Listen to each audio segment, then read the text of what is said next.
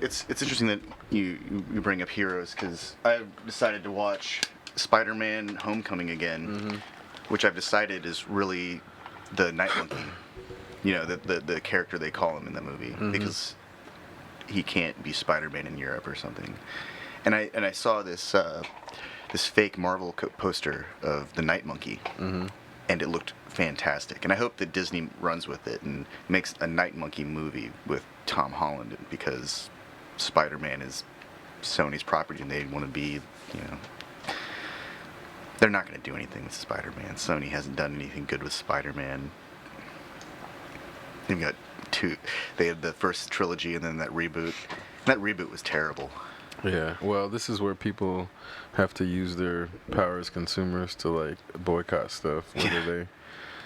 But that's kind of, that notion is lost in modern times, I think. Yeah. In the sense of, if you post something about it, you're boycotting enough in people's minds, even though it's not an actual boycott. But, yeah, I didn't go see any of the Spider-Man movies after 2 just because I'm like, I want the IP to be consolidated, so as a consumer, like, I was because then people were like, I don't think that's gonna work. I'm like, of course it's not gonna work, but you have to do something. Yeah, you got to get, like, everyone to get on board with that. Exactly. Well, the thing that bothered me so much about the first run of Sony Spider-Man was I felt like I was getting that Peter Parker was too old to have the problems that he was facing. Like, he was just too old for that version of Peter Parker. They tried to give us, like, a young, troubled Peter Parker when he was working for the Bugle and going to college, but basically second puberty. Yeah, but the dilemma is that version of Spider-Man was actually a better fit for the guy they had played the reboot, but they gave him a completely different profile too. Well, at the same time, I think it fits for America because there's this version of males who have emerged who are like, there's this notion that they're males because they happen to have male genitalia, but when it comes down to it, they're not going to the gym, they're not learning martial arts, they're not, like, doing these things that would have classified them as, like, if a guy is, like, 115 pounds, like, soaking wet, and has no, like, capacity in the gym, like, there's not much actually separating him from a female. Yeah.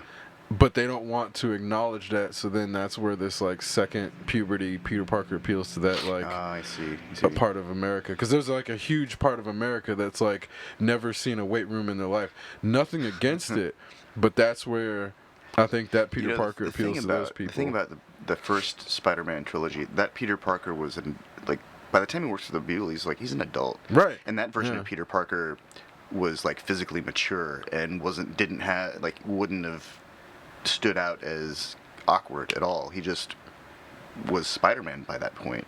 Yeah. And really I think the reason that I've enjoyed the Tom Holland Night Monkey character is that they have him young enough that he still is awkward. And those are some of the most fun getting to know Spider-Man moments, because he still didn't fully grasp the complexity of his abilities. And Spider-Man's not a character for adults, never was. No. And I think when he grew up, it, like, ruins what was good about Spider-Man in many ways. Because then it's like, well, you kind of have to make his storylines dark, and that's why they had to kill off Gwen Stacy. Yeah. And, you can't leave Spider-Man as a 27-year-old having, like, puberty storylines. No. Like by the time Spider-Man becomes an adult, he's a full-fledged, substitute on Fantastic Four or Avengers, or he can raid the X-Mansion and nobody can touch him except, Wolverine can touch him, but he can't do anything other than just catch up to him. Right. And then the professor has to stop in and freeze everybody. Say, "Stop, Spider-Man! Why? What are you doing?" And then Spidey's like, "I don't know. Your guys are chasing me." But it's interesting. We don't have real heroes in America. We have, this blank everyman you know, illusion of the military and law enforcement, and they're faceless. Yep. And they're supposed to be faceless, but every time they appear in the media, it's because, you know, something fucked up or tragic has happened. Mm-hmm. And I'm not sure, but I don't think that that's the kind of news that is associated with heroes. Well, you can't become a hero for killing somebody. Yeah, I know. Like in the real world, like the idea of people who are war heroes, I think, is counterintuitive to society and civil society, in that, like, we shouldn't be at war if we're civilized in the first place. So these guys who, like, save somebody in the heat of battle because there's this group of people who are too uncivilized to not settle things without violence is like, but I think we can only congratulate them so much as, like, it's not to condemn them. It's like there's only so much you can say. Like, you're not a true hero in the grand scheme. You're just helping somebody or saving somebody in a time of need or urgency is what a human being is supposed to do. Right. And I'm pretty sure that we shouldn't be giving out medals for the things that people are supposed to do.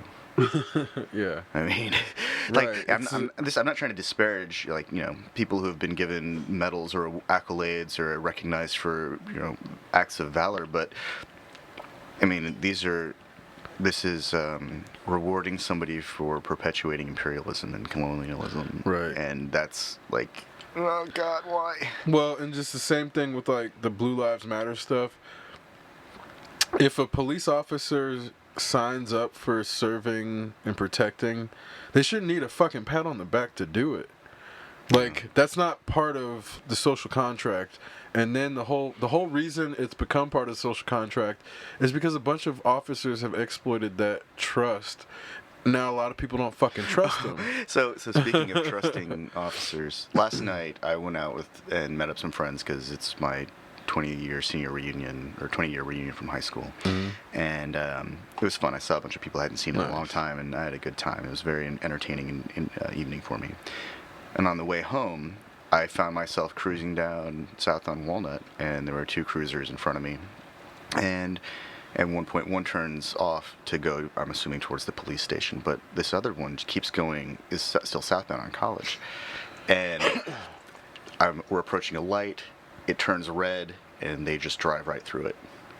And so I stop at the light, and there's no one coming, and then the light changes, and I drive up, and I keep driving, and I see the police car driving up next to the next light, and it turns red too, and it keeps driving right through it. This happened for 3 lights. Like, for whatever reason, I mean, I was clearly not hitting the cycle. Yeah. Because I was trying to go, I just wasn't trying to follow the police officer. Seems like they were trying to bait you into running it or something. I don't know what was going on, but, like, it was weird because the guy was, like, not going fast at all. He's just right in front of him, then let's just, like, go right through the light. Uh-huh. And then finally they turned off on a different road, and just, you know, it was like, okay, well, I'm glad that's over. But it's one of the, it had me thinking, it's like, this is just one of those, like, rules apply to us, not them moment. Yep. And it sets it. And this happened in broad daylight, of course. People would be like, what's wrong with that guy? You know, why aren't there lights on? And, you know, kids see that and they think, I don't know what kids think anymore, because the amount of media that they're presented is beyond anything that we saw as children. Yeah.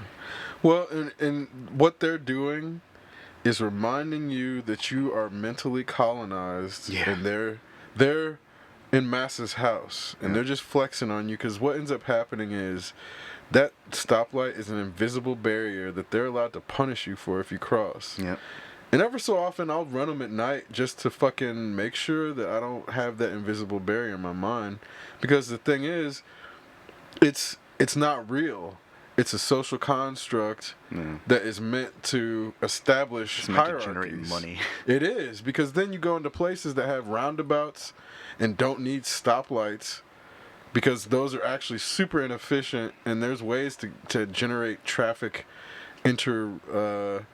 interactions that don't need stoplights. There's ways around it. Yeah. And it's like, well, there are also ways to organize, well, through city planning, there are ways to organize infrastructure. That's what I mean. To keep cars away from places where people are actually walking, and just have, like, or organized parking and easy access to commercial districts. Like in Vegas, you don't on the strip. You do not have foot traffic on the same plane as car traffic. Yeah. They have crosswalks above the road. Yeah.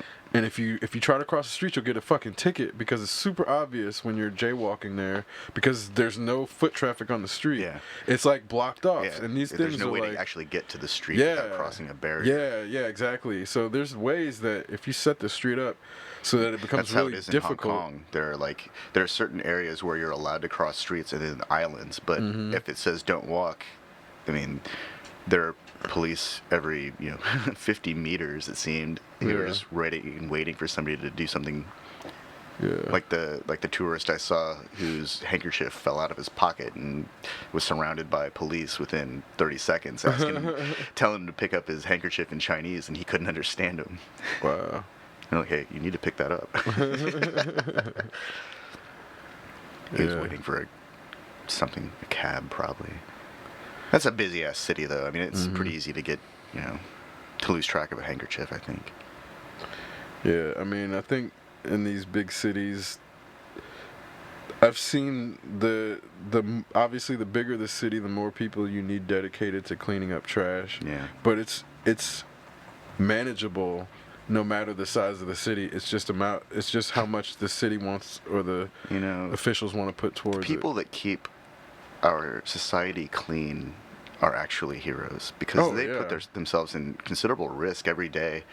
They handle the things that we throw away. They put their hands directly in pools of bacteria. Yeah. And who knows what's in them? There could be something sharp in there. That stuff. I've seen. I remember when I was living close to campus, and I would walk by trash bins. They were rancid smelling because somebody just threw away some meat or something, and just rotting in the sun. And that's a foul smell that I don't know if anyone's ever smelt this, but you'll never forget it once you've smelt it. And you want to hurl. Yes. Yeah. But that's the thing, is like, in a lot of ways, those people that's what our heroes have been reduced to. Keeping the streets clean, keeping the place safe. In a lot of ways, they're doing the job that we should all be doing. Right.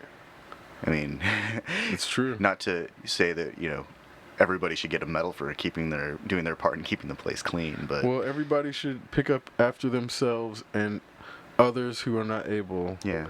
And it shouldn't be like forced. It shouldn't have to be a forced thing. Everybody should feel responsible for enough of like other people's well-being that it's not a pain. Yeah. And I think it was like at the end of the 60s, beginning of the 70s, right around the transition away from glass bottles.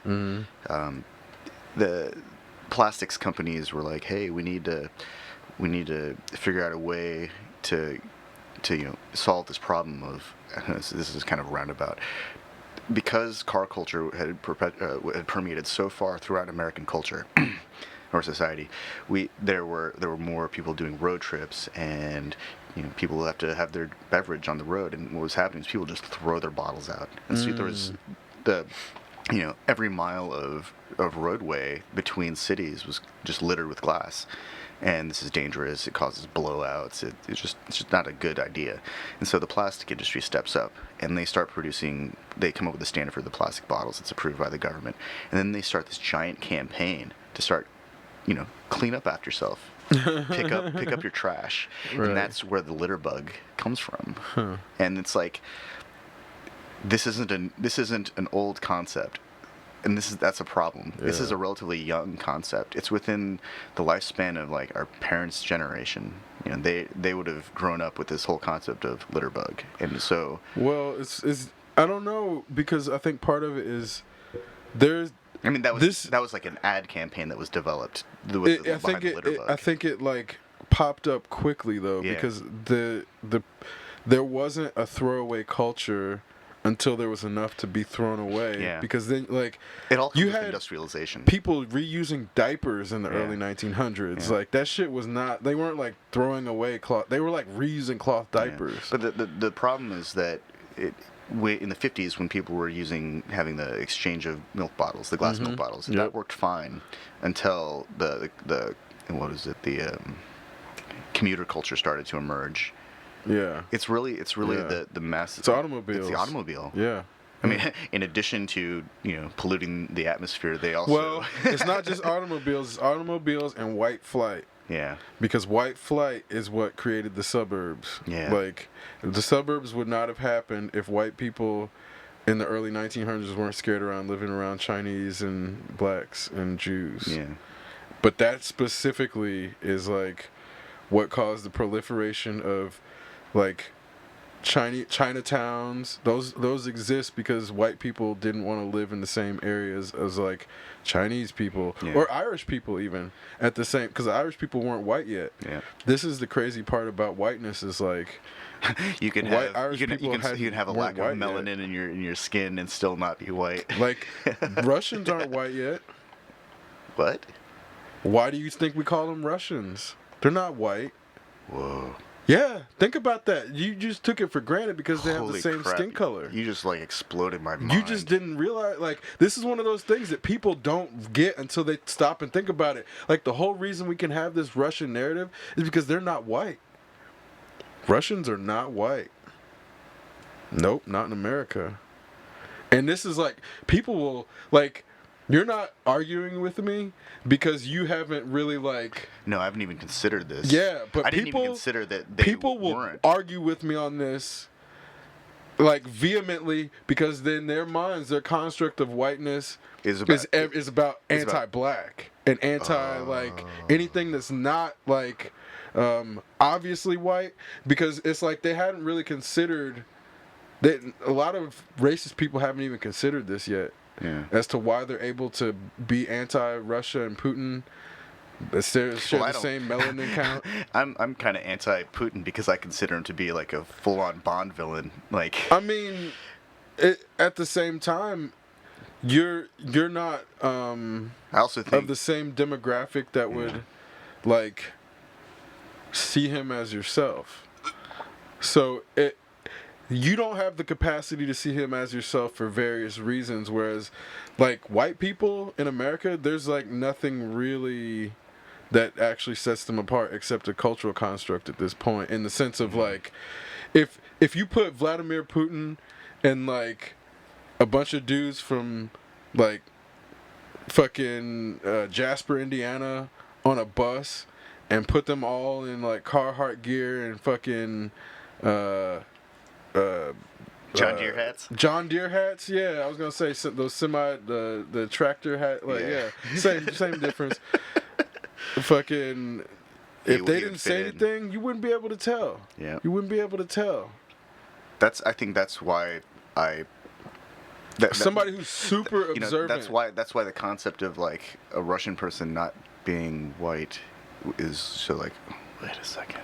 Yeah. I never even considered that. Yeah. Because to me, it's like he's just a guy, a human male who lacks a concentration of melanin in his skin sufficient to give him any kind of skin tone. He's not white. But he's not white now. So that actually is that makes it a really much more interesting platform for the whole 3D chess that these governments are playing, because in that case he's not. It's almost like in that case they're not European. Russians aren't even European. No, they're not. That's so. That's why it gets to be super weird. That's why it gets to be really weird. This is why we have the term Eastern European, the Eastern European bloc. Oh, the stands and the and the Vanias and the and the Eastern Europeans are not European, even though it's Eastern Europe. Like, what are they, like somewhere between Turkish or like Persian and Asian? Turkic. Persian. There's like I know that there's like a Russo. There's like Prussian. Yeah. Okay. Belarusian, like they have ethnicities like Estonian, like because the tribal ethnicities go back, like the Dagestani. Yeah. Well, I know that like Russian Orthodox Christianity isn't really the same as Christianity in Europe. It's its Right, own but this thing. is where the whole notion of nationalism and creating national identities makes this Even more even complicated. more complicated. Yeah, because the Russo tribe, like that would originate with those people, is not Russia. Yeah. And it becomes interwoven in the same way that like It's what's interesting about all this is that these are these are nations that have emerged from tribalism and like probably some kind of agrarian society that had been there for a long time before the government ever established any kind of meaningful trade relations, imposed trade relations, and then here in the United States, this country is just over 200 years old, Yeah. and we want to act like there are real significant differences, and there might be some minor cultural variations, regional variations, but the states weren't really created through the same kind of like unified cultural or tribal distribution. It was more about economics and the availability of resources. Yeah. And so, And even more so about arbitrarily drawing lines to like create political affiliation. So in a sense, foundations. Our nation's earliest tribes were really formed out of guilds. Yeah. Like logging guild or the mining guild or the metallurgy guild, which had removed themselves from the guild structure in order to take advantage of capitalism and information asymmetry, such that the smaller the guild, the more asymmetric the information disparity could become, so the more profit they could make. So it's like the whole notion of like the Masonic secrets comes from like I think it's like Venetian tiling techniques where they did it all at night to try to protect their methods. So like nobody would be able to see when the tilers were performing to learn their methods and techniques, and you weren't able to learn them unless you got into the guild. So this is like the whole Mason hidden notion is from something along those lines, and that's a valid form of protecting information. But then it gets it splinters into this thing where then you have family like you see it a lot in war times where like you'll have a family of carpenters or a family of blacksmiths or a family but then they'll also trade information that influences the outcome of a war or some shit, but they're not a noble family, but they may attain noble status from selling information because they're so connected through their trade, and then it ends up becoming like, oh, the House of Carpenters became heavily influential in the Knights of the some Templar order. The Templar order, because at one point they were so tied into the network. They were interlaced through the fabric of all of European society. Exactly, and they knew all of these secrets and were able to interweave that with the Knight network. So then it becomes this like mishmash of historical continuity to know like where it starts, how it starts, and what's real and what's not, and what's legend, to like create hyperbole, because the more hyperbole you have, the more powerful you are anyway. So then that's like, to me, the whole notion of Illuminati is funny, that we've gotten this far, and then you have the stuff where people are like getting found out for things that obviously we're taking complicit protection from government agencies, but then it's like not they don't hold secret meetings. It's just rich people taking advantage where they can. So you don't need a coordinated like It's a couple. network. It's a They couple don't of log old guys into a sitting network. sitting down in comfy leather chairs in a clubhouse, smoking cigars, laughing Right. about how much money they lost on some investment in South Africa or South America or something like that. But how it's okay because they know that crop failure is going to make their other investment in Southeast Asia worth even more. But you multiply that times 1,000.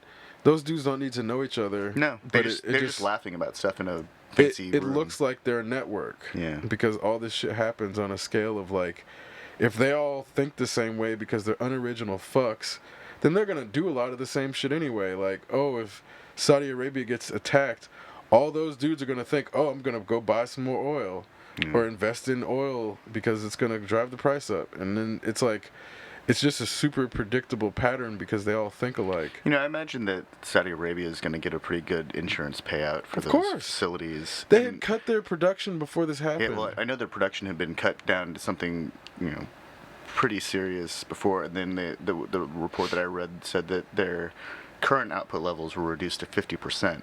But they'd already shut down facilities, Right. and they could just turn those back so on. Right now, before the attacks, they were at 10% of the world's oil production, and then after the attacks, they went to 5%. Yeah. So technically, 5% effect should only affect 5%. It shouldn't affect the global other 95%. Well, 90%, because. I mean, Yeah, but they I still had understand. 5%. Yeah. Only 5% actually got taken out. But the grand total oil production was dropped by 5%. But it was already reduced before. But it was already reduced before by. So from this something is much why bigger. this is all about Yeah. information asymmetry and people not like them banking on the fact that people wouldn't be able to do the math to say that like if it had like okay, let's say they're at 10%. If it had been at 20% before they reduced, no, let's start out at something else, like something more tangible. When they first cut oil production, they cut it down by like almost 50% the first time. So they were at 20%. So which means that there was like 110 barrels of oil produced every time we measure it, and so they drop it down half, and they get to 100 barrels of oil every time, and then it gets dropped down to 95. But at this point they only represent 5 barrels of that of the 95 that are left. So the world's still producing 90 barrels of oil every time we measure it. So at that point. They have less influence. They have less influence. This reduces the value of the dollar in terms of oil, or the other way around, value of oil in terms of the dollar, because their power with the dollar is now reduced. Right. It's cut in half. Yep. But they still have the facilities that could take them back up, take the whole global percentage. But more back importantly, they have the perception that they're still as big of a global influencer on the oil market. Because in the media, because in theory they can still produce 15 barrels of oil, but they're only producing 5. Exactly. Yeah. So then, when their facility producing, let's say 5, gets attacked, and then they're only able to produce 2.5. Yeah. People are assuming they were still producing 15 in their adjustment on how they're going to bet on the oil markets. Yeah.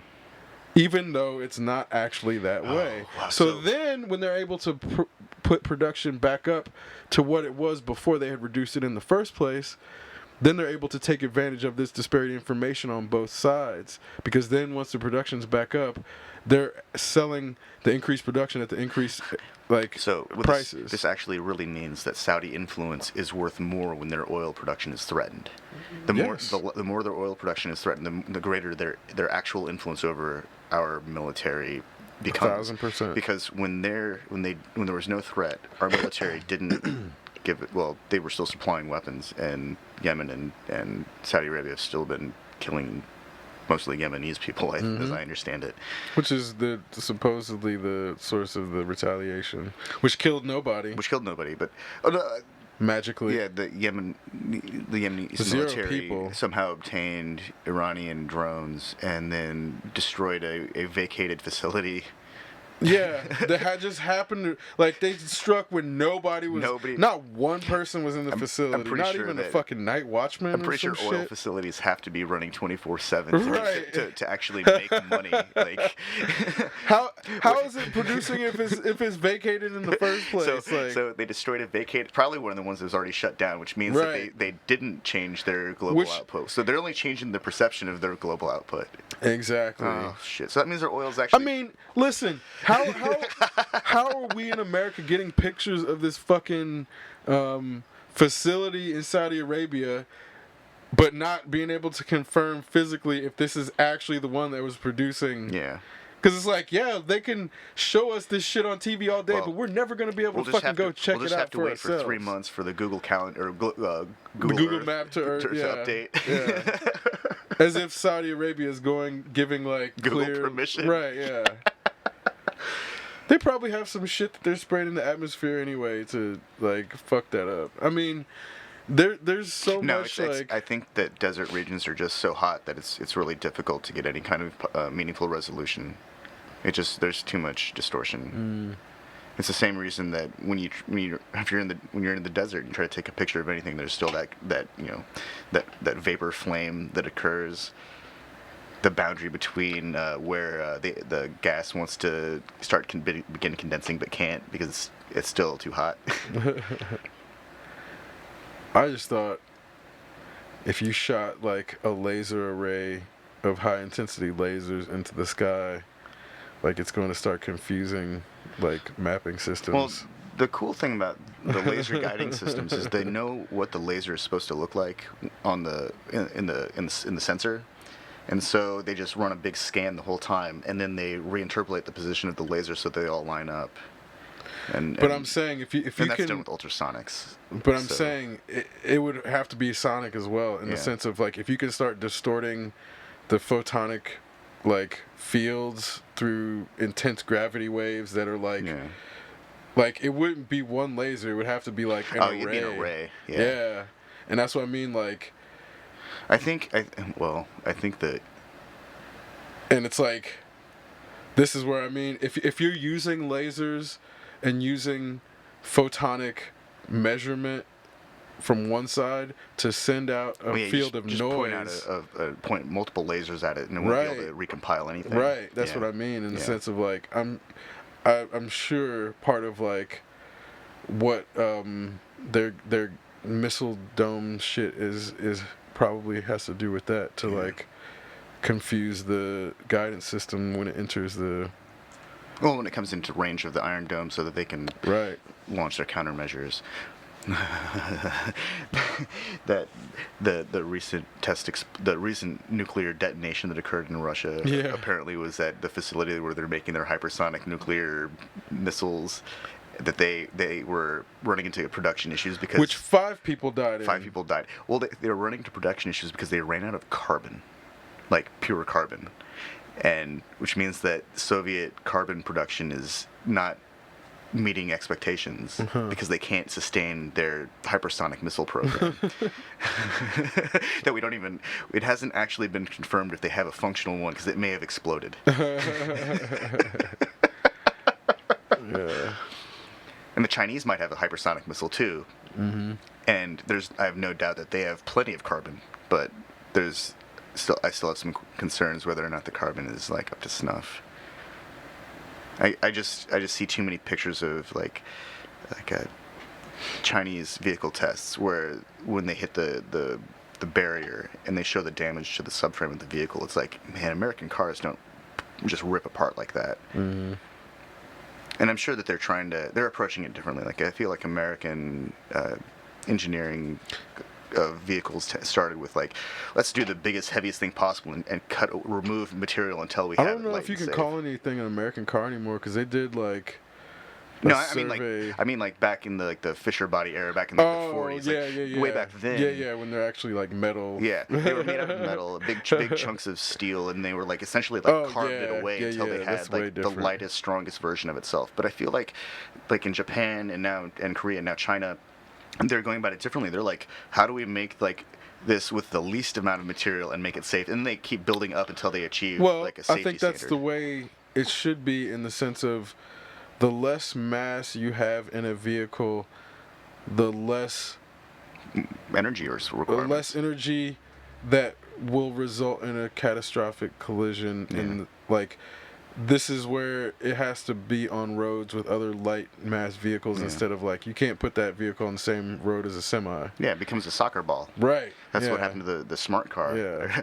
I see videos of those things getting hit, and they just go flying. But if every car on the highway was as big as a smart car, accidents would like not kill anybody. No, it'd be bumper cars. Right. Yeah. And this is the difference where if you can get everybody in that direction, then the end result is like a way less dangerous transit. You know, it's like a hugely less dangerous. As much as I know, or as far as I know, people are still concerned about like a self-driving vehicle in the sense of, you know, how do I take control? And I think that people are forgetting that if you're not driving and the self-driving car is the licensed operator, that means that like I can sit in the car and have a beer on the way to you can hang out. And you can just do there's whatever no you need reason. to. And further, who's a cop going to give a ticket to? They tried to give one of Google's self-driving cars a ticket because it was going like fucking idiots. It was going 25 miles an hour to 35 because it was designed never to exceed that speed limit, and they were following it for like 45 minutes or something dumb because it didn't have a protocol to pull over for the police. Shit. AI sticking it to the man. Right. You know, that's the thing is we have all these like specialized tools and all these resources, and we're at this point where giant teams create things, and people want to give Elon the credit for all of Tesla or SpaceX, or they want to, you know, Jeff Bezos' blue whatever. Yeah. Blue something. Good on the Watson people. Can you name one person from the Watson team? Deep Blue. But you know why you can't name one person? Because there's fucking 2,000 people. Yeah. I looked that shit up because I'm like so tired of the Tony Stark white genius mythology. Like it's such a myth that's been created by the media to perpetuate the notion. This gets back to the information asymmetry, because this is like what got all those investors in Tesla, is the notion that Elon Musk is like such a genius that he may be an alien. He may be a fucking alien, because they don't understand that in order to get SpaceX off the ground, he was working with like the government, 40 fucking other engineers. It wasn't just him. And the government, and had, of course, like considerable help from like NASA. And but this ESA, like that narrative doesn't work if you don't have the media putting Elon in Iron Man 2 and being like, oh, this guy's like on par with like a fictional character with his intelligence. So people in real life start believing that shit. Like people in real life start believing that shit, man. Because then it's like, you don't. If you've ever, I mean, you've obviously worked on software shit. The notion of like one person working on something and having it work is just so ridiculous for like something to work on like a global scale.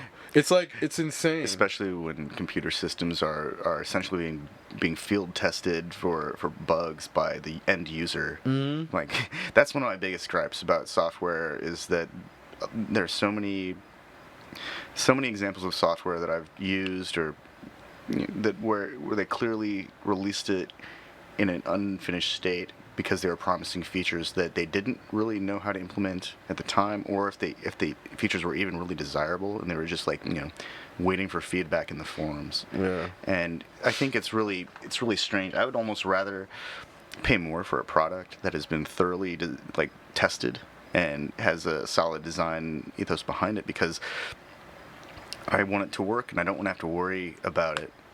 I want the software to be good, and I know that the software is a kind of a dynamic thing where it needs to be able to change, because the user requirements change, or the way that people use software changes. People have ideas about how to handle information that changes.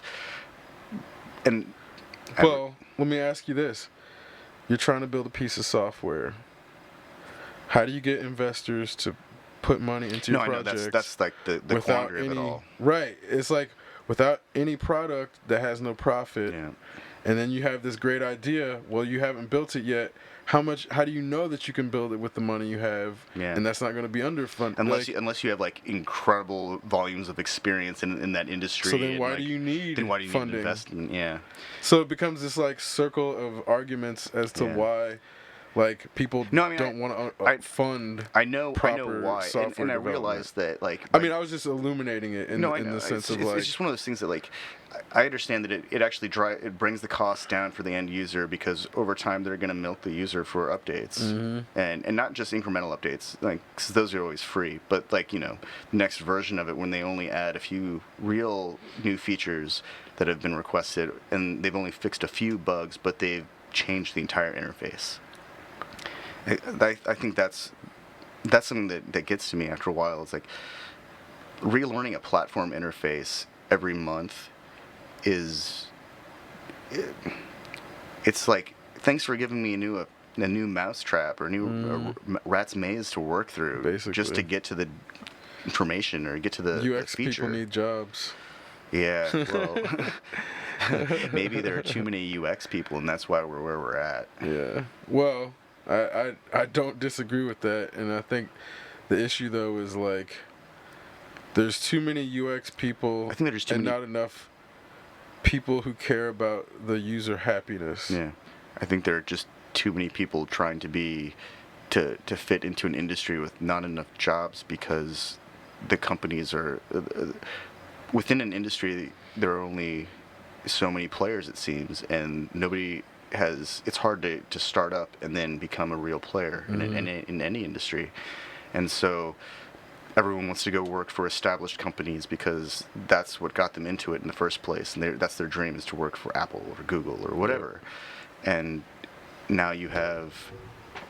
Last time I tried to read about Google and Alphabet and all that stuff, it was just like, why aren't they like 12 different companies? Same with Facebook even. I think Apple could even... I mean, technically they are. It's just the way they contract it on paper, we don't see the independent companies being taken advantage of. Yeah, it's true. Well, they take like one little piece of their tech. Right, yeah. And then that company gets absorbed and never heard from again because of NDAs, and their piece of tech helps Facebook or Google run, but that company just fades into oblivion. And that's why we have such weak heroes now, because... What is it, like, Sun, I think it's Sun Microsystems, maybe? I forget the name of it, but it's the company that designed the computer keyboard laser interface for touch typing on a Surface. Like, that tech's been around since the 80s, and Apple snapped it up early, and the company was like, the tech didn't catch on early enough, and Apple bought it up, and they're like way gone. But the amount that they got it for, with what Apple was able to turn that tech into, is like insanely disparate in a way that makes it seem like that company got taken advantage of. But the problem becomes, if you're a creator, sometimes your trajectory of creation is off with the window of acceptance.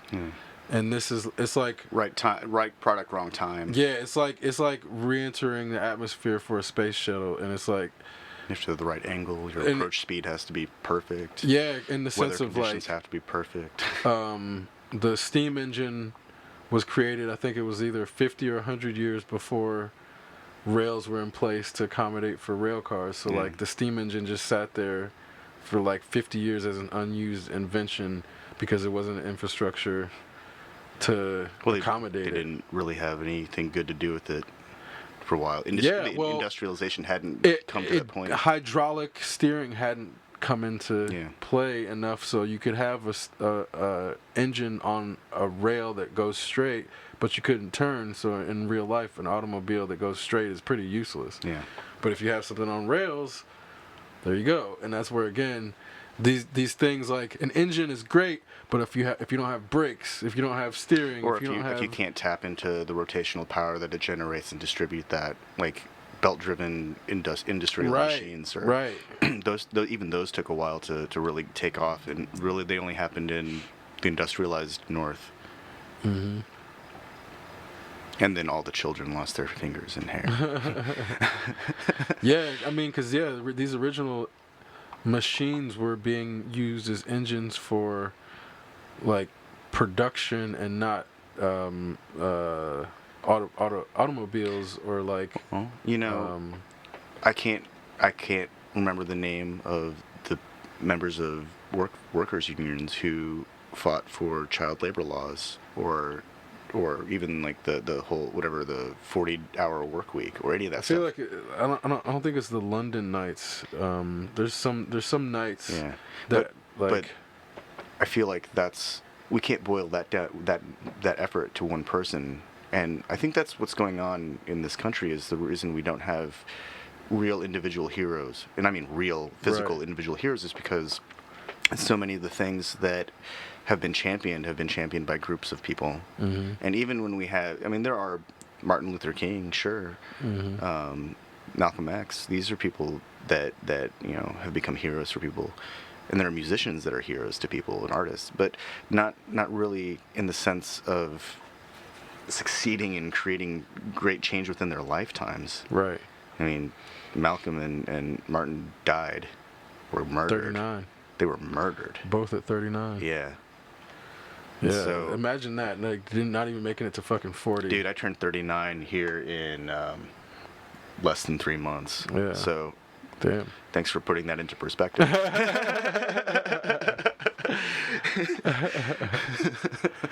Yeah, shit, man. Because then you realize how many people are like that in history, but then you wonder how much of their impact, how many more there were, but may not have had as much of a platform or be as well recognized, or there might have been other people who just don't know about them. Well, but I was gonna say, one of the reasons we might know about these people is because they got taken out early in their path, in the sense of like, MLK and Malcolm X were like both leaders back then, but there was no Martin Luther King Day, obviously. Yeah. So the way we have them now in our lexicon wasn't the same. Do you think that these men are martyrs?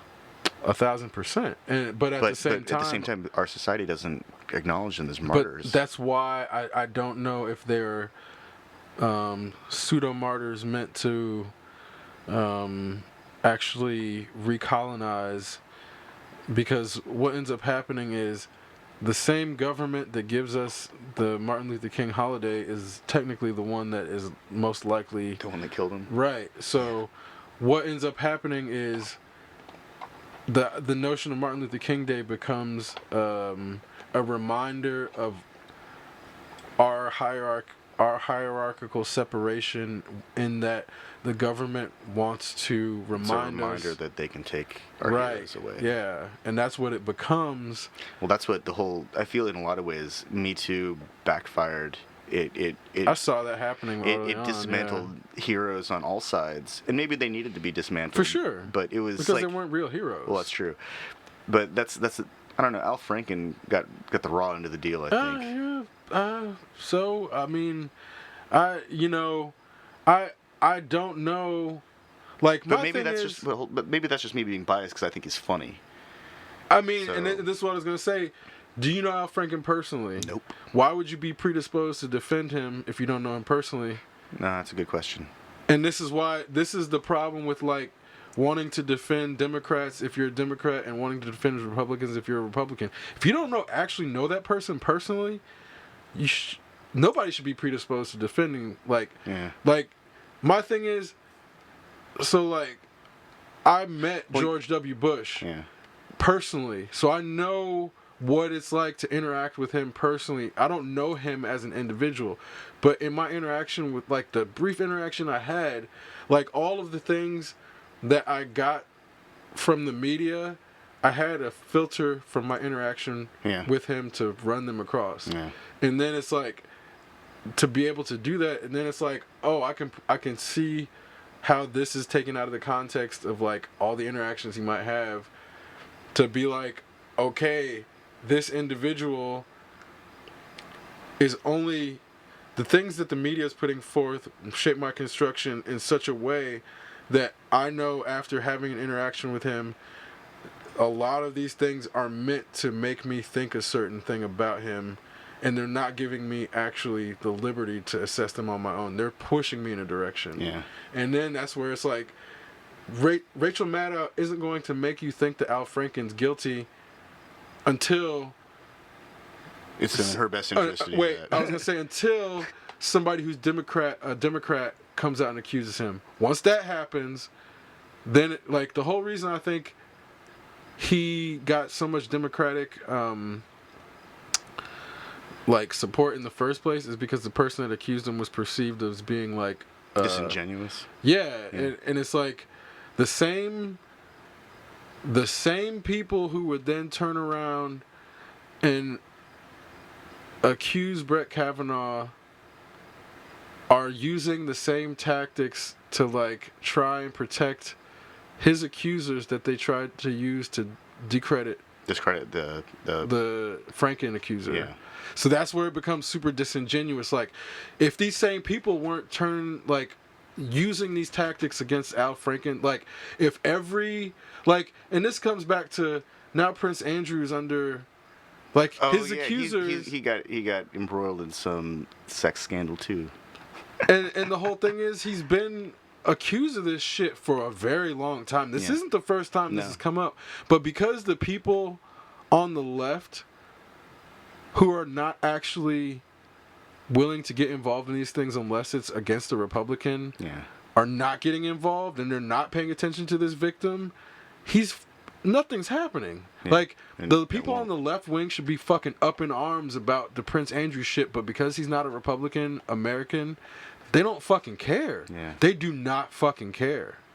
And this is what I assumed this was going to happen, and the reason this kind of, like, you can't have the people who had the Me Too movement then turn around and ignore all the people who now we assume were victims in the Epstein shit. Well, we can't have the Me Too movement ignoring anything like that now. No. It's like the cat's out of the bag. The Pandora's box has been opened, and you can't close the box. And you definitely, I've tried putting cats in bags. It doesn't work. You gotta get them when they're asleep, and you gotta sneak up on them. I mean, and here's the thing. So there's like a couple of long-term outcomes that are really good, and then a couple of long-term outcomes that may be good, but we have yet to determine. Yeah. So the notion of heroes being infallible is completely gone. Yeah. That's never going to be, like, nobody's ever going to assume a hero has a 100% clean pass anymore, because there's always going to be, like, unless you're fucking Keanu Reeves or some shit, where it's like... See, I'm waiting for somebody to find out all the dirt about George Carlin, because I'm pretty sure that guy, to be able to talk about the things that he did, he had to have seen some crazy shit. But here's my, like... I agree. I'm not saying that he did anything. That's the thing. I just want to know. He probably saw a bunch of shit, I know but didn't participate, and that's how he's able to talk about it. That's what I mean. Like, and that's where, again, he had to have been there. It's like, so you don't get those ideas without being exposed to that kind of stuff. Let's talk about Cat Williams for a second. Okay. This is a good segue to Cat Williams. Yeah. Where's Cat Williams at right now? Oh, he went on a firestorm against the industry and got written off, right? Isn't that what happened to him? What did he see that caused him to go on that firestorm, that then caused him to be completely ostracized from the industry in a way that, because he went on that firestorm and insulated himself from all that behavior because he did not identify with it, now that all the Me Too shit is coming out, Cat Williams ain't got no Me Too accusers. Dave Chappelle ain't got no Me Too accusers. Eddie Murphy ain't got no Me Too accusers. Where's Hollywood put those people? Eddie Murphy was one of the first people ever thrown under a bus for engaging in lewd conduct or something. No. It wasn't even lewd conduct. Just interacting with a transvestite. It wasn't a transgender person. It was a transvestite. I'm pretty sure. Yeah, man, I He vaguely remember he that. gave a transvestite hooker a ride home, and it was proven that nothing ever happened because the person who was the person in question came out and to this day was like nothing ever happened. He was the nicest person ever. He was trying to get me on a better path. Yeah. He was trying to help me out. It turns out Eddie Murphy tried to help this person out. The media the same media that today will tell us that we're horrible people if we don't use the correct gender pronoun is the same one that tried to destroy that man for giving a transvestite a better outlook, trying to give a transvestite a better outlook on life to stop being a fucking hooker. I'm pretty sure that after he lost that kind of public spotlight, he focused on his music And voice acting. He had voice acting because I know that he's released a couple reggae albums. Yeah. And he's actually got a really good voice for reggae. Which is why it took him so long to get back in. Like, now that him coming back into stand-up comedy, it's a huge fucking deal. Yeah. Well, that's not the only thing. Isn't he on SNL? Didn't he do something with them recently? I don't know. But he also used to say faggot in his in his stand-up. So did Dave And Chappelle. then, but the issue with Eddie Murphy was he stopped doing it because the gay community Hey man. they kept at first when he was getting requests from the gay community to stop using it, he just kept antagonizing and kept on more and more. But then after a while, he changed his mind and stopped using the word in his act. So then it became this thing of he confronted it. So now you can't go back on Eddie Murphy and cancel him because he said faggot, because he owned it. Yeah. He owned it, and then he changed. So then it became this thing of cancel culture is not new at all. Yeah, that's funny. In a sense, he got punished for doing what you're supposed to do in a relationship when someone brings up an issue. Someone in a relationship says, "Hey, you're doing this. Please stop. It affects me." And then the other person in the relationship is supposed to be like, "Okay, I acknowledge this, and I'm going to do everything I can to not do this." And so he did that. He didn't at first. Well, he did. He pushed back real hard at but first. Eventually, he acquiesces, and then he still gets punished. Yeah. So that actually, there's the story of the Monkey King, when he meets Buddha, he pees on his hand. And Buddha's like, "Dude, that's my thumb." And so he runs across the forest and pees on another tree. He's like, "That's my pinky, you monkey." And holds his hand on him for under the mountain, under the 5 Elements Mountain for 500 years, or 5,000 years, 500 years. It's a long time to be underneath the Buddha's palm on and he's a mountain. So that's I feel like that's the first real hero of China, a mythological hero of China, is a guy or a monkey king who is intuitive and is he sometimes helps people, sometimes he is self-serving and he's a trickster. Sometimes he gets people in a lot of trouble. Mm-hmm. And China's interesting though because they have a long history of real heroes, of individuals that are the front of rebellion, organized rebellion, student-led rebellion, and revolution. Yeah. And then they have the Yellow Turban Rebellion. Yeah, and they've got real martial artists who stood up against oppressive government forces and kicked out corrupt officials. Not just kicked them out of town, but destroyed their resources so that they couldn't come back. And not just, these, granted, the individual probably gets the glory, but they always had help. There's always their student or their best friend or their wife or there's always a sidekick in these stories that helps the story move along. But a lot of these characters are based off of real people, and even up into through colonization from the West and Japanese occupation, China still developed real life human heroes. Mm-hmm. And we're at the point that they make movies about them. Yeah, well, and one of the things I've noticed there's a few things I've observed. There's usually female heroes Mulan present. is a real hero. Mulan's yeah. There's real Chinese female heroes in history, but in the film portrayals, for a long time, there's been female representation. they're usually fairly present, and it's not always like equal representation. It's not like one female per male, but there's usually like at least one female warrior, Yeah. like amongst the group of males. But then it's like the Iron Monkey's wife. right. I mean, and then it's not necessarily easy to tell who is the protagonist and who is the antagonist because nobody's perfect.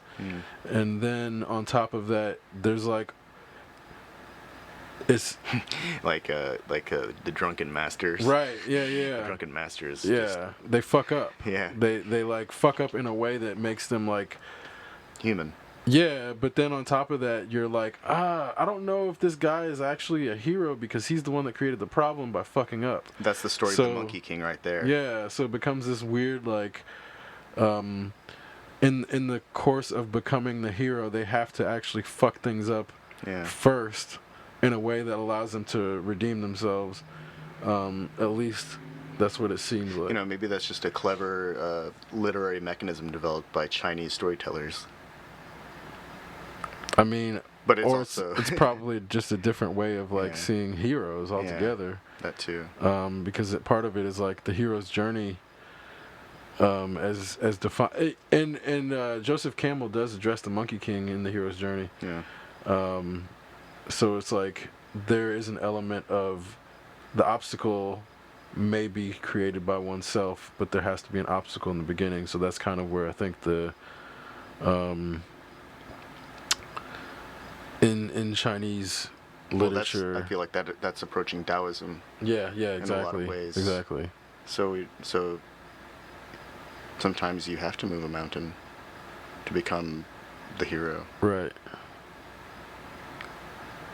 But in that, and then this gets back to like, so in colonialism, they obviously destroy the connection to heroes. So like, can you name one African hero? Like off the top of your head. Shaka Zulu. So, from like before 1900s. Hammurabi. And what was like? He created the first codex of law. So then, anybody else? But Hammurabi's like way in the distant past, though. Like, because then is he sub-Saharan? I think so. Which really isn't. That's almost Middle Eastern. Right. That's where I'm like, I'm not like no, not I'm trying to think of. It's as if they don't exist King if you're Solomon? in the West, right? I mean, all he did was collect a lot of gold, really. Well, I mean, again, this gets and back create to a like giant kingdom, probably built on blood. Like where he's situated. This sucks because I just read this like really interesting historical piece about Africa and African kingdoms and the wealth of African kingdoms before colonization and like the cultural diversity through, I guess the center band, the Ivory Coast, and I just think it's like motherfuckers just destroyed the place. Yep, actively. I mean, really. Well, and then what ends up happening is, so do you know, like what the French did in, like, I think it was like the 50s in Africa. It may have been. Well, I know that the French have a huge influence in like northern Africa, like in Libya and Tunisia and Morocco. Right. Because of colonialism. Yeah, because of colonialism. But what they did was they went in and actively like destroyed and pillaged the museums and like destroyed the historical records, and that's what the U.S. Army did to Iraq during the first Gulf War. For sure. I mean, but this type of iconoclasm goes back fucking millennia. Oh yeah, it goes back. So it's not back something to, that the white people age. invented. No. So it's just more so. If you, I mean, I think that's part of conquering something is you've got to destroy their history so that they can't return. Or you absorb it. So this gets back to why Alexander the Great is seen as the Great, because not the Great. he's obviously not the only good leader in history, but one of the things that he did was he actively tried to integrate the Persian culture with the Greek culture, and in the process pissed off his own soldiers, which in romanticized versions of it, his inept ability to control that aspect is not really talked about as much. Or that his wife was fed serums to prevent her from reproducing, and that he was perpetually like drugged so that he couldn't sire anything, and he also was probably gay and didn't actually. I mean, but that's not even an issue. I mean, in Greece, that's like kind of that's standard. Well, and not all Greece, like, but in the sense of like, I thought it was like Macedonian or It's the same. I know it's the same. Yeah, part the of whole world. the whole notion of like Spartans not participating in homosexual behavior is I'm pretty sure fairly that recent. Spartans like were that was. I thought that was part of the thing. Is that's how they became close to one another and They banged each other's wives. oh. They would like sneak into each other's abodes and shit. Like there's all kinds of shit that they like with modern sensibilities. It's fucked up, but like, you know, again, the notion, like, I'm pretty sure like all Greeks were technically what we would call gay if they went through like philosophical school, because a part of it is like fucking your teacher basically, and it was like the thing. So I don't know if anybody who went through that formal training would have been exempt from that. I've heard stories about and read stories about women who want to study martial arts, and part of the deal is they've got to have sex with their instructor, their master. There's like and not to even get into like weird BDSM cultural things. There's like a long-standing tradition of like, you want to learn this? Well, yeah, it's like this is how it happens. Yep, and that's the thing, that it's the shit that is there, but that when you see it on Wikipedia, they don't include it. Yeah, well, that's like every East Asian history class that I've ever taken. It's always through a very curated lens. It's not a broad analysis. It's a cherry picked history. Yep. That goes in line with a lot of, I've seen a lot of memes lately where they say things like, the history that you were taught was designed to present the best version of your government possible. And the thing that always gets me about that is like, it's still propaganda. It's all propaganda. Yep. And so it's just a question of like, well, which group benefits from this the most? Do we actively just support anything that kind of sounds like an idea that we agree with? How much personal responsibility do we have in an information age when people aren't even properly educated to absorb information, or even to recognize when what they're being presented isn't actually information? Yeah. It's tough because at some level it's like we've created this new variation of ignorance that you have to have some intelligence to be exposed to. It's authoritarian approach to information dissemination. Yeah. And this gets back to the problem of having, as you're saying, an uneducated population that doesn't understand how to critically pick apart the medium and the messenger, to then know when they're having propaganda like blasted at them. Because like, I don't know if you had seen a movie for a while. I don't know. I've seen like 10 years of the same Avengers movie. but what I was gonna say is like the previews. For a while, they were playing this movie about like there was a preview for it was like somebody's halftime show, but the movie was about a veteran who had gone to war and was having flashbacks in the middle of a football halftime show. And it's like so much clearly it's like a propaganda film about romanticizing going to war and coming back home and being seen as a hero, and it doesn't show any of the like PTSD shit or the negative stuff. So did he really see combat? I mean, that's all they like. That's all they show is like the combat where he saves his buddy and becomes the hero, but it doesn't show any of the other shit that comes with that. They didn't show the 400 hours of cognitive therapy and eating MDMA to overcome all that crazy shit. That I mean, I didn't see the full movie, but at least the preview didn't imply that shit went on. In like 9 of the last 10 trailers that I've seen, I'm pretty convinced that I saw the entire movie. Right? Yeah, exactly.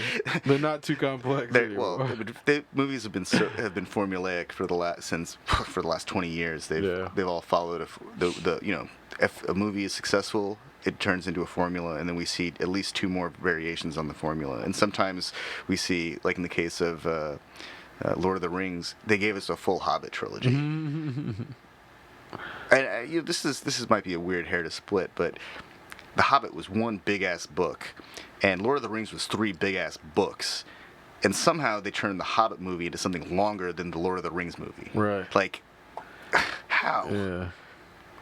Well, I guess it's probably the same way that the Odyssey becomes like more ventured than the Iliad, even though the Iliad is like way more. The Iliad's where all the crazy shit happens. Yeah. I think. Well, I feel like the Odyssey and the Iliad in movies, they tend to like try to put them together. I feel like. But then they put. It's like almost all Iliad. It's almost all Odyssey. Yeah, actually, that's what I mean. It's almost all Odyssey. Yeah. Because that's where the whole thing is. The Odyssey becomes like. Odysseus trying to get home from the war that he just fought, like the 10-year war, right? Yeah. Because it's like it's getting lost and fighting through. I guess it takes him 10 more years to get home or something, right? Yeah. But it's like one person's journey versus the entire war. Yeah.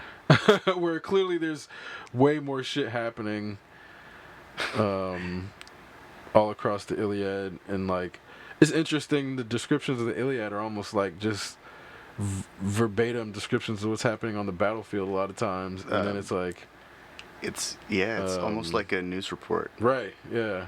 And it's also I can't read ancient Greek.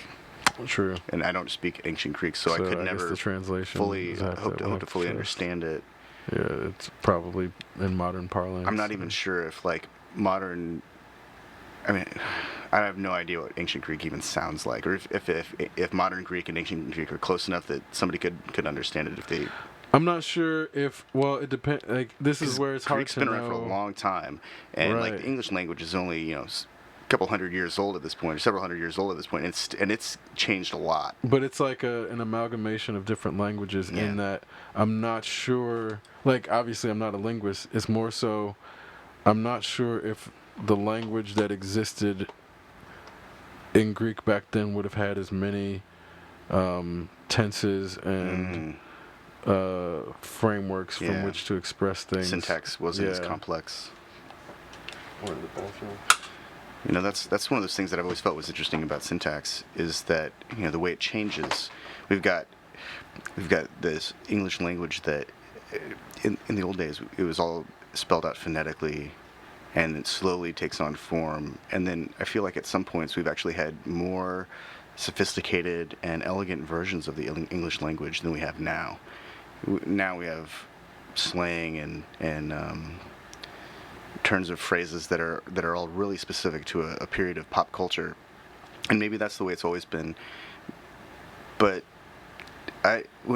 whenever I read old texts or old literature, it seems like the changes happened a lot slower than they used to, and that could just be a reflection of population density, delivery methods. It could be that in previous iterations of when mass media emerges, we get newspapers, and you've got to be somewhat close to the printing press to get to a newspaper. But with radio and telephones and things like that, all of a sudden you can hear things live and in real time, or you can get a recording of something on a wire or a cylinder. and it actually blows my mind actually how with advances in technology the language changes just as quickly. It keeps pace because slang is actually where I think language does the most changing, and that's where we play with syntax the most. In a lot of ways, I want to give big kudos to guys like Lester Young and Thelonious Monk, like early like jazz guys, because they were saying some crazy shit. I mean, I remember reading about Lester Young saying things that nobody else could understand unless you were in his band and hung out with him all the time. You wouldn't know. And then we they lampoon this with characters like Pootie Tang, but the construct of Pootie Tang I feel like is a very real thing. That guy from the neighborhood who's just a badass and says cool things, and that's a real thing. It's just not always as like, extravagant or what's the word? It's not so hyperbolic. I mean, I think some of the stuff comes out of drugs or language like speech impediments that become like, instead of becoming barriers, they become modifiers to how people approach it. So then it becomes like, so like RZA, for example, he had a speech impediment, and instead of trying to like go away from it, it became part of his rap style. Yeah. So like when he's like slurring words and like, it's like he's rapping in cursive. That's actually kind of awesome. Because his specific speech impediment. That means ODB was rapping with cans of spray paint. Right. Yeah. Well, it's funny because then, like, I don't know if you listen to ODB in a while. His rhyme, Dude, he's a genius. He was incredible. And how much of that was his capacity to like take the drugs and apply it? Because obviously a lot of that was fueled by drugs, but it's not. You can't just say somebody taking drugs is going to be a genius musician, because that's not the way it works. No, I think the standard is people take a bunch of drugs and they stop being musicians altogether. Like, yeah, I mean, like, take alcohol out of the Amy Winehouse equation. Does she ever write fucking Rehab? Probably not. She was a very accomplished musician, though. She could sing and play the guitar really well. She could play like jazz standards. A lot of people can. A lot of people can. That's what I guess I'm getting at, is like there's like actually so many people who have the same level of talent and the same level of reproductive capacity. They're just not getting any attention. Or it's the like drugs and craziness that sets them apart. Because like that's like this again gets to. I think that. This is kind of messed up, but lately everything I see is either it's like an expression of compassion or cruelty. And I think that part of the reason that some artists are successful is because they are, living, breathing, walking, talking, singing shit shows, and people like watching people burn up. Yep, upon watching entry. the train wreck. They like watching the accident. They like watching it happen, and they're just excited to watch them rise and then fall. Like Tekashi. Like, oh my God, that guy. So I saw this comment on Facebook the other day, and it's like, we've got our president is embroiled in some scandal where he says. A sitting president can't be charged for crimes he's committed. Which is technically true. It's just true. And then a whistleblower comes out and says he was talking to Ukraine and saying, "Hey, do this thing." And then there's all this stuff about him, in the media like he's supposed to be. And then there's also massive flooding in Houston. But the big news is Tekashi. Like he managed to distract everyone from everything. Yeah. Because the meme generation for that, Area 51 raid happened, but nobody knew about it because Tekashi was all over the news. And so 150 people showed up. I think like 7 got arrested, and the remaining 200,000 people that showed up, they were all hungover from the rave the previous night. Like, there was a rave rock and roll concert and some other music festival. Like 3 legit full-size music festivals occurred within. Paul Oakenfold played at one of them. Yeah, like, and then the guy that started the whole thing, he's turning it into a production company, and they're going to tour the world doing Alien Riot. Hey, we're nowhere near Area 51, but we're going to go clap some cheeks. Well, that you know. Tekashi, though, took the show. Stole the show. I mean, I guess to me, like, I always wonder how much of that is organic and how much of that is fabricated, in the sense of, like, if this dude was, like, say he was opening a alien stock. The alien stock was the goal from the beginning. Yeah. And everything else is just like lucky promo that actually went viral. Yeah. Well, like, he basically he succeeded in pulling off Fire Festival, basically. Right. And that's kind of where what I'm getting at is, like, in retrospect, it's hard to know. There may be some documents that'll be able to prove that all this shit was, like, just an actual way to promote the festival. Yeah. But right now it seems like, oh, these organic, this thing spun out of control and turned into a festival. And I'm like, or was it always a festival that they tried to figure out a way to trick people and troll people into thinking was, like, this one thing? Because it's like counterculture. If you can figure out how to troll counterculture, then they become your support. You can figure out. They got a group of people to talk about Kyles, Karens, and peanut allergy kids for, like, months. And clapping cheeks for months. Yeah. Like, that's I don't think I've ever heard of any viral marketing campaign doing anything like that. Like, usually it ends up being backed by some real marketing agency.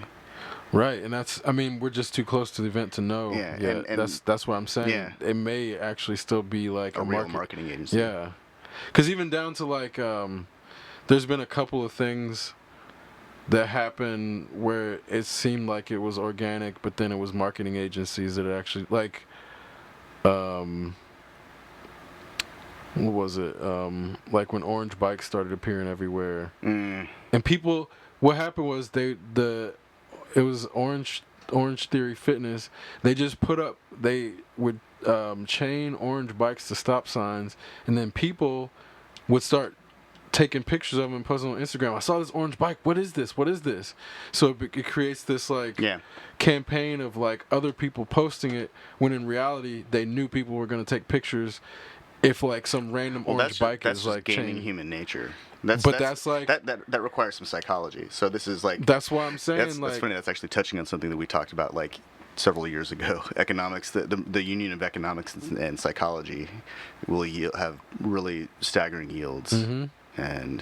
But we're already there. I know we are, but that's what I mean. It's like a few years ago we were talking about this. Several years ago we were talking about this. Fucking orange.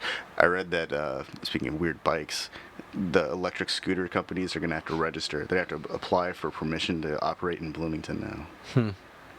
I wonder how that's going to pan out. I bet it's going to result in some kind of lawsuit somewhere. I mean, it'll probably just result in them not operating here. They're probably just trying to figure out a way to get rid of them. Get rid of them, yeah. Like, make it so that the cost of operation is, like, too high to then push them out. Because I mean, technically they are motorized vehicles, so like, you're not allowed to ride a bike on the sidewalk here. Nope. So I don't there's only, like, a few trails where you're allowed to ride bikes on, walking path trails, like Beeline. Yeah. Which is dumb, because then it puts the bicycle people on the same road as, like, cars. Because it's like, a person on a bike hitting a pedestrian is going to result in way less injury than a person in a car hitting a person on a bike. Yeah. And that's, like, the trade-off they're taking with putting bicycles on the street rather than, because they don't have enough bike paths. There's like 3rd Street, then we Walnut. also live in a city where I've seen a lot of cyclists like with bikes that have no reflectors whatsoever, wearing dark clothes, and it's one of those things like, where'd they come from? They came out of nowhere. And they run the stop signs all the time. Stop signs. Yeah.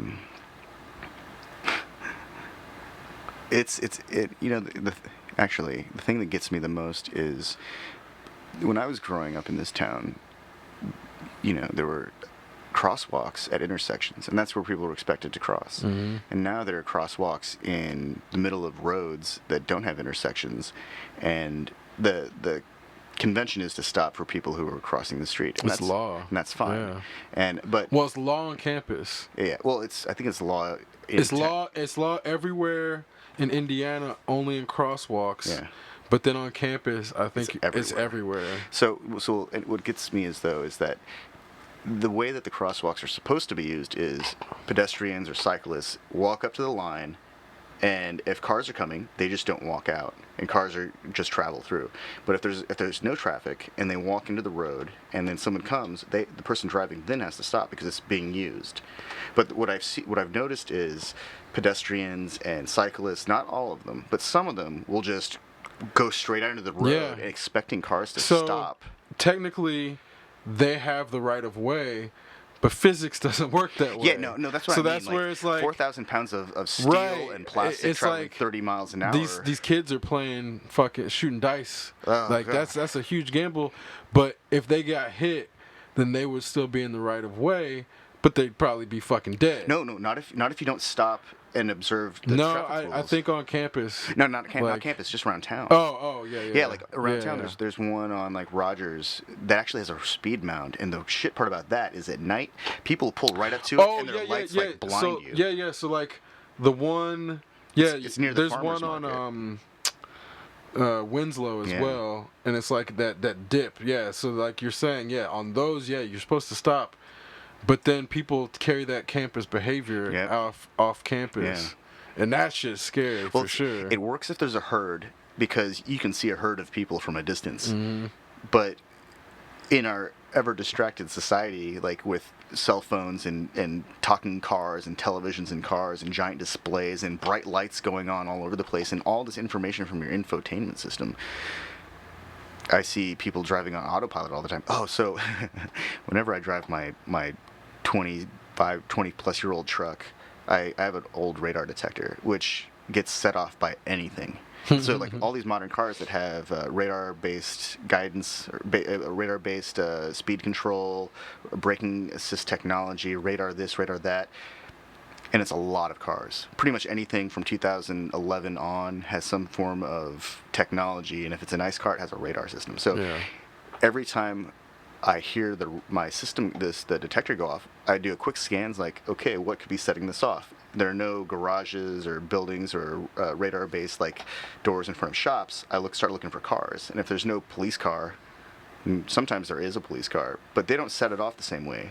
Like it's usually like the thing will jump right up to like a 4 or a 5 out of 9 and just stay there and then disappear because it was a car going the other way. And they have short-range radar field, but it's like fairly intense for its range. So in my mind, it's like, oh, that is potentially somebody who's not paying attention because they're relying on their car's safety features. And I've seen people in new cars just they drift and and I know their warning system goes off because there's a light that starts flashing their side view mirror, and then they jerk it back into the center of the lane. So I know that this is a thing. It's just I'm just waiting for it to be reported, basically that drivers are paying less attention because of the technology features in their vehicles, and I know it's happening with Teslas where people are falling asleep. Or at least that's that's what people are getting video of. Yeah.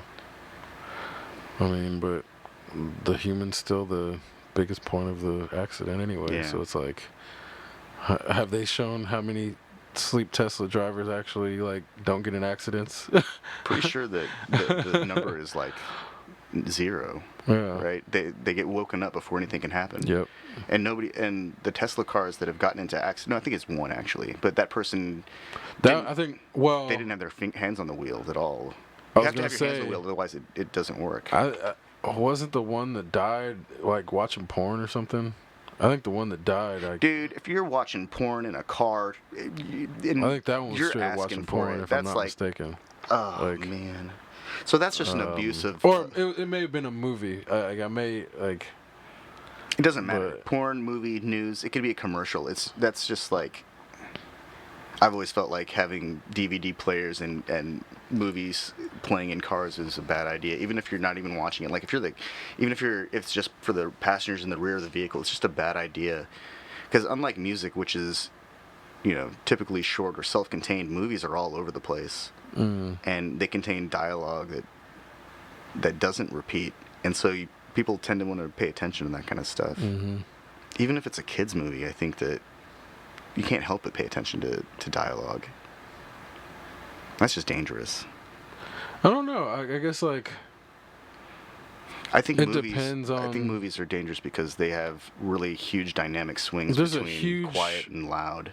That's true, but there's like a huge difference between the drone effect and keeping your brain alert. That's true. Like, because it's like, the same thing if you listen to house music and you're on the highway. I think it's way easier to get into a droned out state with house music than it is with listening to a book on tape. Yeah.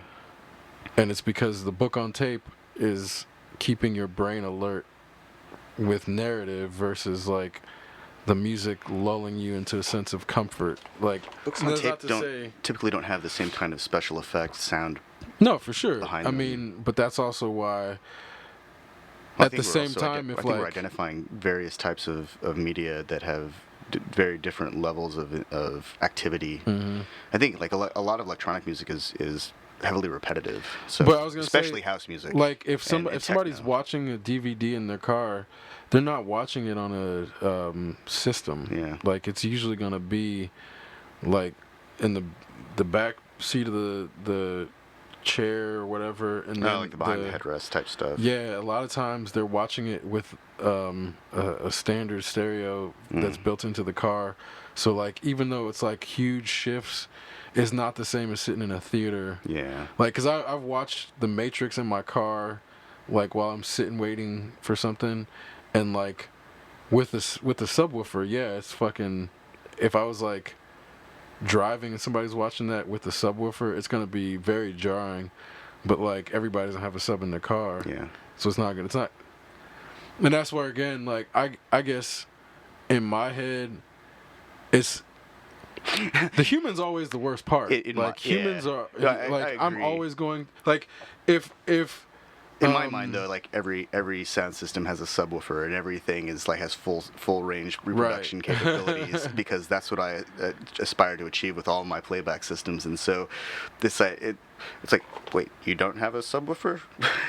Like, and I know that's kind of a fucked up thing to say, but especially because right now my car doesn't have a subwoofer. I don't think. I know my truck doesn't, and I definitely miss it when I'm listening to drum and bass because it's like all drum and hi-hats and drum and treble. Drum and treble. Yeah, I don't know. Like that's where again, most drivers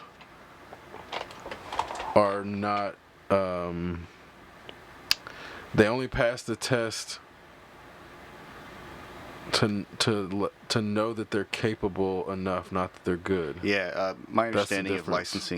vehicle licensing in America is for a standard license, you're actually meeting the bare minimum requirements Exactly. to operate a 3,000, 4,000 pound semi-guided battering ram, and then the real driving tests occur at the commercial level in this country or industrial level, and it's strange because my understanding of European driving licensing is it costs a lot more, like thousands of dollars, and it takes years. to get licensed in some countries. Like, and it's no joke. Like in I think in like Norway and Sweden, like it takes so long because you have to take specialized winter driving training courses. Well, and then I think their licenses apply in other countries then. Yeah. So that's where it is like. Yeah. If you're driving between EU. The EU has really weird rules because there are a lot of Schengen countries that don't allow you to transit through them if you're not a citizen, and then they've got other restrictions, and so they might not observe all licensing. So no. We're lucky. We have an American driver's license, so we can just go apply for an international driver's license and to fill out a written test, and then they send us an international driver's license because, hey, if you can drive in America, you probably can't drive in China or India because that shit's crazy. Yeah, it's way different. I would never want to try to drive in India. Well, and this gets back to like the notion of driving in India is super zen as far as I can tell. Oh yeah, because they're all going real slow and they're patient with each other. And not that they're going slow, it's more so that they're all aware of each other. Yeah. Like, which is why, I mean, I guess when there's so much traffic, you can't go super fast. Yeah. It's just more so, like if somebody's like weaving in and weaving out, like they may hit a little honk, but their roundabouts go all the way to the center of the circle. Yeah, exactly. And well, like in China, they have huge. It's not even gridlock though. They're just like packed, car to car everywhere. And when someone needs to change lanes, they turn the turn signal on. Someone slows down and they let them in. And so that's a different culture of driving where it's like, hey, this guy needs to get in, let's let him in. Or this woman needs to get in. Or he just gets in. Or they just get in because there's space. Because they're not driving crazy fast. Although, when I was in Hong Kong, I did see a Ferrari and a Lamborghini driving, way in excess of 100 miles an hour on one of the highways. And I thought, well, it's a Ferrari. That thing can go fast. Whoever owns it has enough money to buy that thing. They can probably afford whatever ticket they probably aren't going to get. But yeah, that's the way it usually goes. the police in Dubai drive Lamborghinis. That shit blows my mind. Yeah. And they chase down automated Teslas. And the Tesla stops because Tesla had the foresight to put in a protocol to stop for police. Yeah. Google. I guess Tesla's gonna put in a plaid mode now that. Oh, beyond ludicrous speed. Yeah. Well, good. They need to be able to go plaid. Yeah. So I saw this video or this show, Fastest Car. It's on Netflix, and they had this guy brings this. He's actually YouTube famous for racing his Tesla, taking his Tesla to strips and beating people with like really fast cars. But he takes it to this. He's on this show, and there are people there with like built drag cars, and I'm watching. It's like in my mind, it's like there's no way this guy's gonna beat this like Mustang or this Civic or this other car that have like drag racing wheels and tires. No, but he couldn't. He doesn't have to. But he didn't. He didn't win. Oh. He came in like third or fourth place or something, and like it was one of the guys that beat. No, he was in third place. The guy that beat him was driving a Mustang, and then the car that also beat him was driving like a Mini Cooper, a fully built race car Mini Cooper, and this thing was like. The Mini Cooper was gone. Yeah. And the Mustangs are track champions. They're strip champions. Like, it's easy to build Mustangs to go fast. It's just really easy. But a fucking Mini Cooper was faster than a Tesla. The Tesla's not modified, but it was still fucking fast. But it's like, as fast as they are, they need plaid. You can't have a Tesla getting beat by a Mini Cooper. They put like 1,000 horsepower in a Mini Cooper. Yeah, that was the one I think. Yeah, I think because I seen that on, which is where again it's like. That's an absurd vehicle though. Yeah, because it's so small. And it's not really. What do you do with a Mini Cooper? That's a commuter car, right? Technically. I mean, if you want to call it that. I mean, in theory, you could use it to drive from point A to point B. I guess it's a whole car. I mean, I've never actually tried to get into one. Right, me neither. I've only ever like stood outside them and laughed at them because they're really amusing to me. Although it's the first car that's made me feel big. Yeah. And then I saw that Fiat 500, and that thing also makes me feel like I need to lose some weight, even though I don't. that's something I've found really challenging. Is like practically every car on the road since I've been driving has just gotten bigger and bigger and bigger. Everything's getting bigger, and every so often a company tries to introduce a small car, like Honda Fit, and BMW tried to resurrect the Mini Cooper name, and they've done a pretty good job for that. And people like them. I see them. They're making new ones, I think. And then Fiat introduces a tiny car, and the Japanese companies are still making a few tiny cars, but they're going away, and cars in general are going away because people want bigger vehicles. Because people are bigger. But do they need to be? I mean, it's their fat. Uh-huh. You can't fit an obese person in a fucking Mini Cooper. Big guy in a little coat. No fucking way, man. I mean, when like Americans are...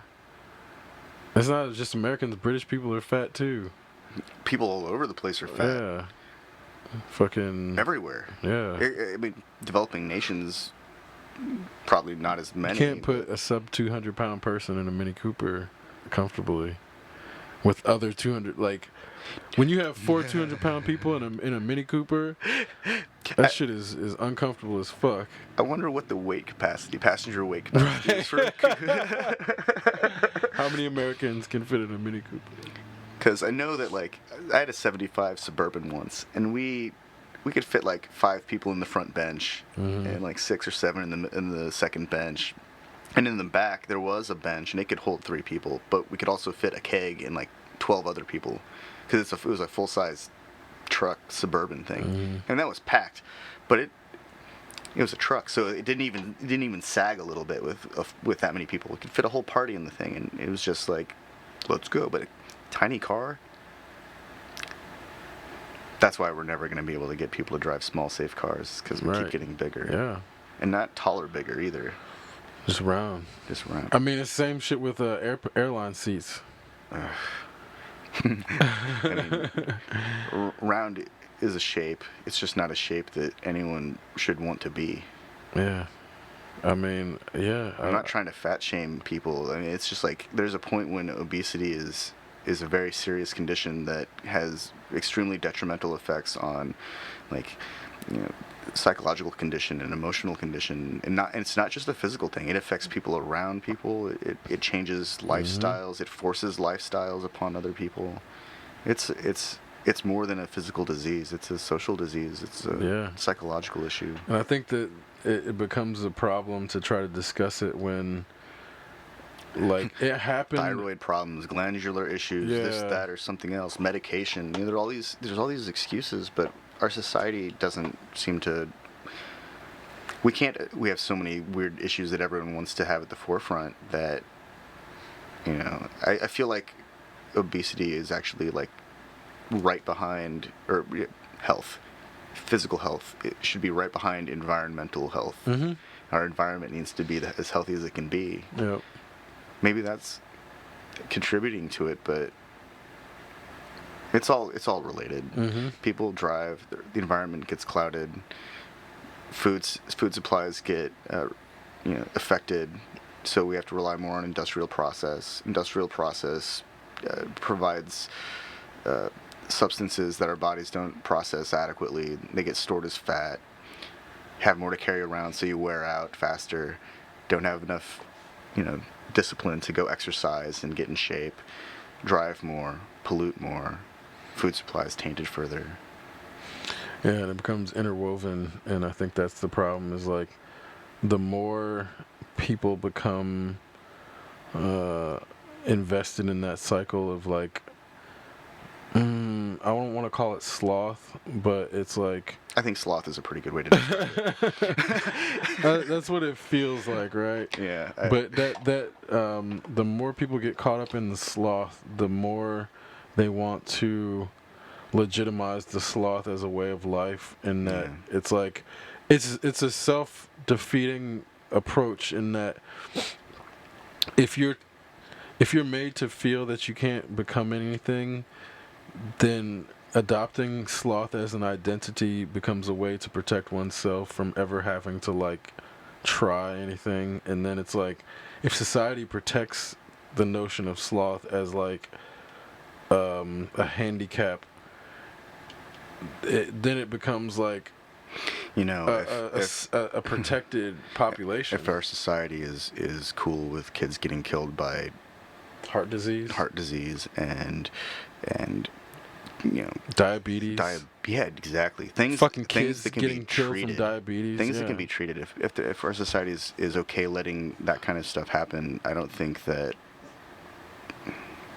it's a pretty big stretch to that they would turn on sloth. Sloth seems like it's a really tame thing compared to kids dying from treatable illnesses. When you say it like that, yeah. Like, and then, I'm not even trying to touch on like more complex social issues. I think that Portugal has the right idea of decriminalizing all drug use and treating it like mental illness and as a health condition, as a social health concern. But we can't even approach that because our industries, our pharmaceutical industries, haven't figured out how to best monetize these things without killing the population. Purdue. Yeah. I mean, and now through how did it work out there? They have to declare bankruptcy. They declare bankruptcy and liquidate, and from the ashes, a new company is going to emerge with the same people and the same board of directors and the same scientists, and they're going to develop the treatment protocols and drugs to help people who they got hooked on drugs. Yep, and they're not going to go to jail. And they only have to surrender like $3 billion of their personal assets out of the like $12 billion they have. But I would argue the only way that happens is when you have people who've been told that being a sloth is okay, and you can be a sloth and you don't have to fight back against this, because then we can give you all the painkillers and fucking barbiturates you need to make you feel good, even though the pharmaceutical industry is so easily corrupted. I mean, we got the guy who invented the polio vaccine wanted to give it away, and then he didn't even want anything from it. Which is the same thing with Tesla giving away the blueprints for the electric vehicle. Yeah.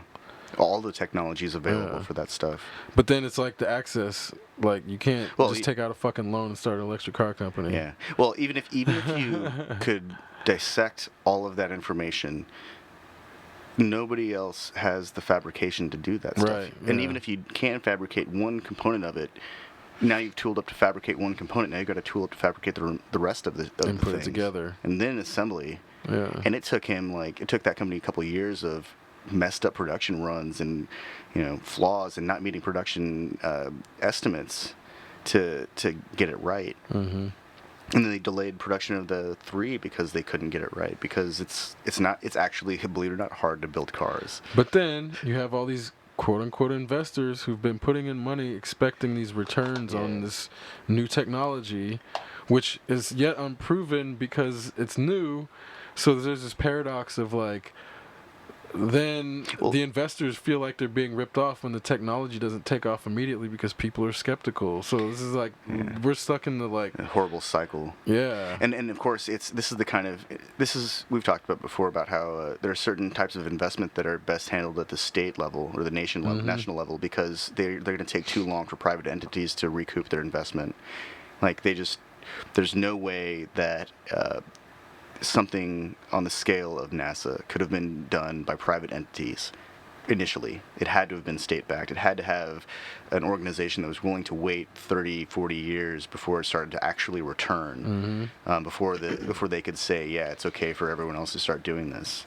They had to. Yeah. And now that grace period has been satisfied, now SpaceX can happen. And now it's funny, I can't even remember what the Amazon system's going to be called anymore. Blue something. Blue balls. Blue balls. Or is it Blue Moon? Blue something. Something. I don't care about whatever they're doing until the Amazon moon-based delivery system is brought online, because I expect a fully featured magnetic rail delivery launching system to fire packages from the moon and land on my doorstep. Cloud-based Amazon.